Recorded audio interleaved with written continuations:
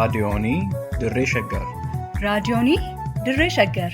raadiyoonii Dirree Shaggar.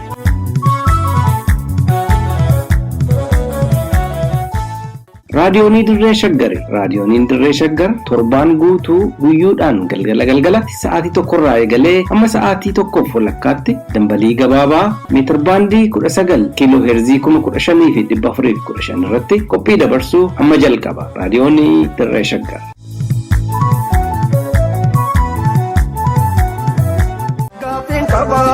Gaafiin kaba kerro gaafii kaba eeyyan gaafii kaba nadii gammada kootichi qabsoo jalqabe keessuma bu'ee dhaban nutti miidhagii dhaloonni cinqame nutti miidhagii dhaloonni cinqame. Hordoftoota keenya kabajamoo akkam jirtu? Sababa yaadannoo guyyaa wareegama artist Daadhii Galaaniin sagantaa keenya idilee har'aa haqaa fanqii qabannee dhiyaachuu hin dandeenye. Gamanumaan hooffattii isin gaafachaa waan seenaa artist Daadhii Galaan irratti qabannee dhufne haga xumuraatti akka nu waliin hordoftaniif kabajaan isin affeerra. Waludhee fannisaa yoo dubbanne wanta uummanni kana sodaa jal'isa. Falmaa haqaa haqni isaa haqan qaalame. Uummanni Oromoo erga gaafa bittaa alagaa jalatti kufaatii siyaas-dinagdeetiif saaxilamee kaasee kabajaa fi walabummaa isaa deeffachuuf abbaa qe'ee fi qabeenya isaa ta'uuf ilmaan isaa qaqqaalii abbaaf ilmaa hayyuuf waayyuu goototaaf ayyaantuu foolleef dabballee raabaaf doorii jaarsaaf dargaggeecha dhiiraaf dubaraan dabaree itti gabbaraa falmachaa waggoota 100 ol lakkoofsisaa har'a ga'eera. Har'as falmiin sun haga ta'e bu'aa buusus iddoo yaadame guutummaatti ga'uu dadhabuudhaan gatiin ilmaan Oromoo qareeyyiin kaffalaa jiran akkuma itti fufetti jira. Qareeyyiin Oromoo kasabni akka ijaatti abdii irra kaayatee ilaaluu fi abdatu, kan diinni immoo sodaatu fi baqatu har'as sakatta'amanii qarriffaa diinatiin kichuutti citaa jiru. Oromoon kana dura ilmaan isaa jajjabduu dhabaa tureera. Namoota baratanii dursanii dammaqan, artistoota sagalee uummata isaaniitii ta'aa turan, hooggantoota qareeyyii uummata mataa walitti qabanii gaaddisa sirnaa tokko jalatti ijaaruu fi hoogganuu danda'an tokko tokkoon guuranii aramanii nyaachaa har'a ga'an. Itoophiyaan hundeeffama ishiirraa kaaftee foon ilmaan Oromoo nyaattee dhiiga ilmaan Oromootiin unachaa har'a geechee jirti. Qabeenya Oromoof Oromiyaa hamma dandeechuu saammattus haga har'aa addunyaarraa biyya doofummaa fi hiyyummaan hongee fi waraanni itti hammaate taatee addunyaa duuba akka qocaa tirachaa jirti. Lammiilee hayyummaa fi gootummaa qaban kan ummataaf waa buusuu danda'an filtee alaffattee nyaachaa osoo hin gabbatin har'as huqqattuudhuma shiituu jira. Kanneen keessaa ilmaan Oromoo qareeyyiin warra hangafaati. Artistoota Oromoo kan akka Eebbisaa Addunyaa, Usmaayyoo Muusaa, Yoosef Gammachuu, Daadhii Galaanii fi Haacaaluu Hundeessaa isaan muraasa yoo ta'an, ilmaan Oromoo Itoophiyaan nyaatte garuu lakkoofsa hin qabani. Inni kun jira du'aa qixa gate maaltu dargiin kufaa jedhe tapha abjuudhaan dubbate. Artistoota yeroo dhiyoo kana sirna amma jiru kana keessa nyaataman keessa kan akkaan laphee uummata Oromoo cabse wareegama artist Daadhii Galaanii fi Haacaaluu Hundeessati. Isaan lamaanuu sirna wayyaanetiin falmii dhiittaa fi roorroo meeqa dabarsanii yeroo silaa hafuura galfachuuf yaadametti sirna Abiyyi Ahmadiin nyaataman. Artistoota gameeyyii gadaamechi haadha Oromoo horate keessaa tokko kan ta'e artisti Daadhii Galaan erga wareegamee waggaa 3ffaasaa lakkoofsiseera. Daadhii Galaan kan dhalate bara 1968 akka lakkoofsa Habashaatti giddugala Oromiyaa dachee Tuulamaa aanaa Liiban Cuqqaalaa ganda Jaarraa Goorotti. Abbaasaa obbo Galaan Wadaajoo fi haadhasaa aadde Likkee Damisseerraa biqiltuun gaaddisa gaara Cuqqaalaa jalatti dhalate safuuf duudhaa uummata isaatiin guddate kun akkuma daa'ima baadiyyaa Oromiyaa kamittuu ijoollummaa isaarraa loon tiksaa qonna qotaa barumsa isaas barachaa guddate. Manneen barumsaa Gooroo Buusaa, Golboo, Dhankaakaa hanga mana barumsaa Moodeel magaalaa Bishooftutti argamutti dabareen barachaa addunyaa barumsaas dhadhameera. Akkuma lafaa baheen ayyaanni artii kan irra bu'e Daadhiin ijoollummaa isaan hawaasa keessatti illee lafa daboo fi iddoowwan cidhaa adda addaatti akka baay'ee sirba jaalatuu fi ija uummataallee seene haati isaa aadde Likkee Damissee akkanaan ragaa ba'u.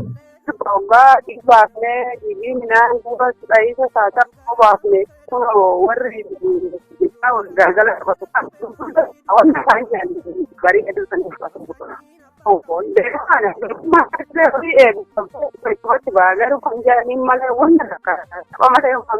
Haala siyaasaa hamaa yeroo san turerraan kan ka'e erga barnoota isaa addaan kutuuf dirqameen booda fuulleffannaa isaa artii irra godhachuun harka tokkoon hojii aartii harka biraatiin immoo jiruusaa wallaansoo qabaa tureera. Daadhii Galaan yeroo adda addaatti mootummaa biyya bulchaa tureen manneen hidhaa garaagaraa keessatti dararaa fi gidiraa hedduus argaa tureera. Manneen hidhaa Adaamaa, Bishooftuu fi Baatuu keessatti waggoota hedduuf hidhaan dabarseera. Yeroo hidhaa turetti reebichii fi torchariin akka irratti raawwatamaa ture seenan isaanii addeecha. Haa ta'u malee daadhiin kutannoo fi murannoo, ejjennoo fi cichoomina dhugaa uummata isaaf qaburraan kan ka'e rakkoof gadadoo isarra gahaa ture hundaaf osoo takka harkan laatiin sabasaaf nama aarsaa guddaa kaffalaa turedha. Daadhii Galaan yaadannoo mana hidhaa keessatti qabus sirbaan tokko hin dhiifne. Ikatu jiru bushaadha guddaa qaba karaa ofiisaa digirii 100. Bakka hamaa ta'e tokkotti moggaasan maqaa mana hidhaa dinqa jira dubbifan. Ikatu jiru bushaadha guddaa qaba karaa ofiisaa digirii 100. Daadhiin walumaa galatti albama isaa jalqabaa Oromiyaa Muummee jedhu dabalatee sirboota 28 ta'an kan aadabduudhaan jabinaa fi dhugaan seenaaf seexan Oromoo keessatti lallabaman sagalee isaa bareeda sanaan uummata isaaf arjoomuun dhalootas itti qaruu danda'eera. Fakkeenyi dhaloota qubee artisti Daadhii Galaan Wadaajoo hojii isaa muuziqaa qofarratti osoo hin daangessin gama hogbarruutinis nama kitaabilee 3 kanneen aangoo sanyiin dhaalamte yookiin nu malee boolla nugusa nyaatte fi liiban liibiyaa taate yookiin yaadannoo jaallanii jedhamanis nama jabaa jechuu danda'eera. Kitaabilee kanneen keessatti dhugaaf duudhaa uummataa fi haala ofiisaatii jireenya addunyaa tanaa itti hubatu haalaan lafa kaa'eera. Kitaaba isaa sadaffaa kan ta'e liiban liibiyaa taate yookiin yaadannoo jaallanii jedhu keessattis gootota Oromoo aanaa liiban cuqqaalaa keessumaayyuu bara 2009 gaafa lola liibanitti uummanni mootummaa wayyaanee waliin fuulletti taasise irratti jaallan wareegaman seenaa isaanii haalaan seenecheera. Daadhii Galaan kitaaba isaa sadaffaa kana gaafa eebbisiisu kitaaba afuraffaanis yeroo dhiyootti akka deebi'ee uummata isaan wal argu waadaa galee ture. Garuu akka inni yaade ta'uu didee ofiifuu karaatti citee hafe malee. Anu ichoo alagaa okkonuun fayyu isa dhugaa dubbatee borrisee hayyu. Dhiira garaa kutattee kutata lamni nu callisee bulees gowwaasee anamni. Anu ichoo alagaa okkonuun fayyu isa dhugaa dubbatee borrisee hayyu. Daadhii Galaan sirboota aadaa fi seenaa qoratee kan sirbuu jaalatu yoo ta'u, kanaanis beekamtii fi dhageettii guddaa uummata isaa biratti artistii horachuu danda'eera. Sababuma kanaaf diinnis akka malee xiyyeeffannaa keessa isa galfachaa tureera. Mootummaa biyya bulchuu dabalatee warreen dhugaa fi sagalee Oromoo dhaga'uu hin feene ilkaan itti qaraa turaniiru. Artisti Daadhii Galaan haga lubbuun lafa kanarra turetti humna isaa osoo hin qusatin dadhabe jedhee osoo hin taa'in roorroo fi dhiittan alagaa osoo haamilee isa hin buusinii fi abdii isa kutachiisin jiruu dhuunfaa isaa caalaa nama uummata isaatiif of kenne ture. Kanumaan isaadha manaa fuudhee osoo mana hin ijaarratin hafuufis dirqameera. Haa ta'u malee ilma tokko kan dargaggummaa isaatiin argates qaba. Maqaan koo Taliila Daadhii Galaani. Ammaaf maatuma isaa biran jira, maazarii isaa bira jechuudha. Ani akka ofirrattan guddate maal malee isa biran na guddate jechuudha. Namni ilmoo qabu kufeen kufu akkuma jedhamu daadhiinis ilma jabaa akka isaa waan dhalfateef waan ofii irraa kufe ilmi isaa Taliilli Daadhii Galaan bakka isaa bu'ee hojii isaa itti fufsiisuuf ilma karaa qabateedha. Ilmi daadhii ilma abbaa dhaadhuu jechuudha. Hojiin gaafa edda kitaaba isaa isa xumuraa namoota waltajjii irratti argaman waadaa galee ture. Sirbichi kunis immoo hin xumuramne waan ta'eef ta'een kan koo dhuunfadhaan sirba haaraa hojjedhee reediisota jira yeroo muraasan booda gadhiifamaa kan inni dhiise kanas immoo hojjedhee uummata biraan ga'uun barbaada. Kaayyuma inni irraa wareegame sana galan ga'uudha. Artisti Daadhii Galaan osoo Oromoof bara rakkinaa keessa taa'ee sagalee ta'aa jiraachaa jiru lafa dhaloota isaatti gurraandhala 5 bara 2011 harkaan walakkaa rasaasa harka diinarraa itti ruka'een addunyaa kanarraa lubbuun darbuu danda'eera. Maqaa eebba hoteelaa jedhuun lafa ajjeechaaf mijeeffatanii isa yaamanitti diinni lammii jala dhokattee isa nyaatte. Bakka annuurri isaa itti awwaalamte aanaa liiban cuqqaalatti waraabeyyiin sirna Minilik waaqeffattu sagalee uummata Oromoo maraa Daadhii Galaan kichuutti kutte. Ajjeechaan daadhii irratti raawwate dursee diraamaa haalaan qindaa'e jechuun ni danda'ama. Lafa homaa hoteelli tokkollee hin jirretti maallaqa guddaa kaffaluun osoo inni diduu namaan qabanii amansiisanii fuudhanii boolla waraabechaa geechanii isa nyaatan. Kanas ta'ee dhugaansaa haga ammaatti hin baane. Haqni isaa haqan qaalamee hafee har'alleen akkuma ukkaamametti jira. Eka mudaariin nama seenaa hojjetedha waan ta'eef dhugaan isaa garuu asmara namni isin jedhe jiru dhugaan isaa akkuma awwaalamtetti hafte kan ammoo dhugaan isaa rabbuma harka jedhan jedha. Galtuun didda sirratti baatu Yoo galtuun diddee sirratti baatu abbaadhaan cimamte itti mi'oofaa hubadhu bakka argamte. Uummanni aanichaas dhugaa ilma isaa kana baasuuf yeroo baay'ee karaa seeraas karaa qorannoo aadaa hawaasichaa deemus garuu sirni biyya bulchaa jiru haqa nama dhugaa kana baasuu waan hin feeneef irra ciisee jiraachuu uummanni har'alleen balaaloon himata. Nama isa dhaga'u dhabe malee bineensa daadhii galaan nyaate garaan uummataa har'alleen inuma beeka. Dhugaa isaa barbaaduudhaaf carraaqqiin uummataa gatii isaa safaruun baay'ee ulfaataadha jechuudha. Uummanni haga har'aatti illee dhugaa isaa barbaaduudhaaf haga humna isaatti wanti hin jiru jechuudha. Qaama kana raawwatee fi bakka itti raawwatame akka itti raawwatame eenyutu duuba jira. Ededa isaa wal hidhatee jiru hunda uummanni hin beeka jechuudha. Kanuma maaliif uummanni kan beeku kana tariitti qaamni mootummaa maaliif nuun himne hoo jedhe malee uummanni abbaa raawwatee hin beeka jechuudha. Dhugaa kana immoo awwaaluu hojjetu akka qabu mootummaadha. Qaama bulchiisa aanaa kan bulchuu kan nageenyatii fi qaama bulchiisa hooggansa aanaadha jechuudha. Ajjechaa itti yaadamee nama barateen artistii gameecha kanarratti taasifame kana mootummaan ija ashaboon dhiqatee akkuma salphaatti rasaasa gammachuuf dhuga'een tasa du'e jechuun dhugaa daadhii galaana qaqqaalee gara dabarsuuf shirrin xaxin hin jiru. Namoota dhugaa nama kanaa barbaachaaf qaama haqaatii ofiin jedhu gaafatanillee doorsisuun afaan qabuuf wanti guddaan xaxamaa tureera. Uummata sagalee isaa dhageessifachuuf hiriira ba'ellee afaaniin mooksuudhaan haga waraana itti bobbaasee reebsisee ukkaamsisuuttis ga'eera. Uummanni dhiigaa fi imimmaansaa gadi naqaa har'alleen akkuma ukkaamametti jira.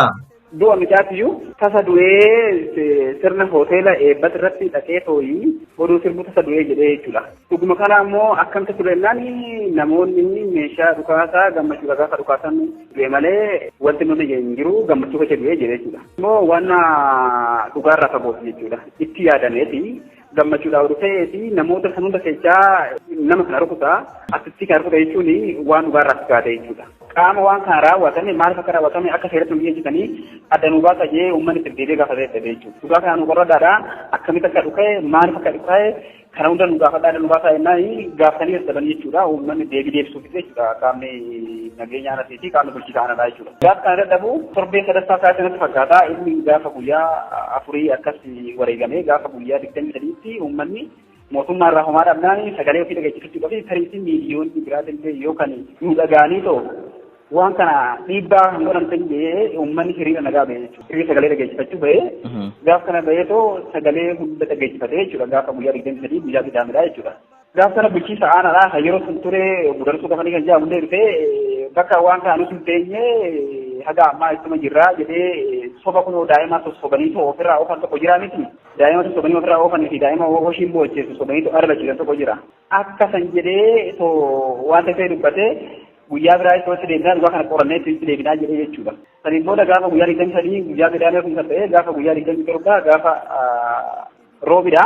Edaa deebiin isaa inni deebiin biraa qopheeffatee jira jechuudha. Gaafa kanatti jaasaan isaa haga godinaa itti hundingamee waraana kan jiruumi magaalaa keessa galee uummanni warra dabalatee kallattii adda addaatirraa baadiyyaa uummanni sagalee kana guyyaa har'aa kanatti deebiin maal dheedhima jedhee uummana akka jiru qalbii guutuudhaan dhufe kana ta'uudhu magaalaa seenii barii gaafsanii gaafa roobidhaa barraaqan kaan magaalaa qarqara kan gara baatti kan yaadiyarra dhufe kan kallattii bishooftu dhufe karaa tambisanii kan akka caadaa dursee seene gaafa kana uummata seene kana akka malee dhaanichaa fi deebichi hamaa dhufe beekanii jechuudha. Deebiin isaan gaafsan akkana qabannees ni dhufnu deebii jaan deebii kana deebisanii jechuudha uummata gabaabuu fi deebii. Dhugaa ilma isaa kana mootummaan biyya bulchaa jiru akka hin dubbanne uummata afaan qabuuf yaalullee garuu uummanni karaa sirba aadaa isaa hafuura baafachuu hin dhiifne. Foolleen gadaa bara sana baallii harkaa qabdu akkana jettee foollifte. Madfiin dhufee yaa tokkoftuu faalii hin haftu dhugaan daadhii galaanii jedhee sirbee ture. Ma abbaayyaamuu yoo ilma ta'e ifachaan seeratti ba'e harma hodhaas taanaan seera tutuma maaliif sobaan boochee duuta hundumee. Dhugaan ilmoo waaqatii jedha Oromoon yoo mammaaku. Dhugaa ilmoo waaq taate tan ammoo ilmi namaa waan ukkaamsee danda'uu miti. Ooltee bultus ba'uun ishii nafu. Achuffeen lafti abaarsaa daadhii galaan nyaattus mootummaan deeggarsa godhee fi irra ciisee dhugaa tana ukkaamsuuf yaalus daadhiin nama oolmaa yoomuun dagatamne uummata isaa irraa qabu waan ta'eef nama akka salphaatti irraanfatamuu miti. Har'as dhalootaan yaadatamaa, jajamaa, faarfamaa jiraataa jira. Silas goonni lubbuu isaatiin osoo hin taane hojii isaatiin jiraata. Daadhii galaan du'ee haqas dhabuu siidaan isaaf malu ijaaramuu fi baatus jaalallii fi kabajni inni onnee uummata isaa keessatti ijaarrate fulla'ee dhaloota dhufaa darbaatti taree jiraata. Gumaa fi dhugaa daadhii galaan waaqaf laftii baraaf gadaan haa baatu jenna. Dhugaan abbaa dhugaaf haa galtu xumure qopheechuun kan isin biraan ga'e an gurmeechaa gammachuuti lafa nagaa bulaa. Meesanii yakarraa fageessanii keeyyata sobaa barasan qopheessanii bara mootummaa cimsaa gaggeessanii bilisa fakkeessanii uummata todeessanii takka bubbulaan jiru nutti bara mootummaa cimsaa dubbiin bakkee utubaa maqaa dhabdee dharri dubbachuu qabdee chaartarri sobaa maayii haqa dadhabdee bara tayyitiif qamadii qopheessanii filannoo gaggeessanii korojoo tarreessanii kanniisa filuu nudinnaan liqeessanii shirri kan hoggaa 27 dabee nama meeqatu cabee mirgabbaa biyyaa dhabee abbicha shiraa ekeraanii yoo qabee.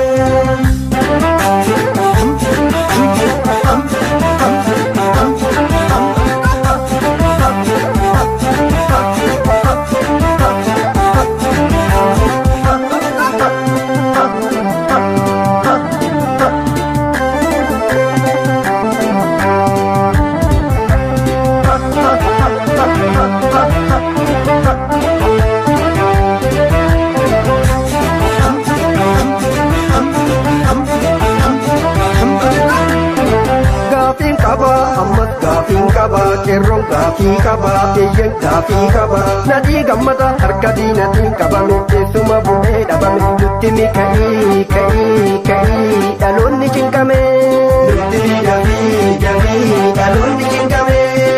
gaafiin qaba ammas gaafiin qaba umoon gaafii qaba eeyyan gaafii qaba nadhii gammada muummichi qabsoo utubee har'a dhimmi isaan utubee gaafatu malee dhaloonni qubee.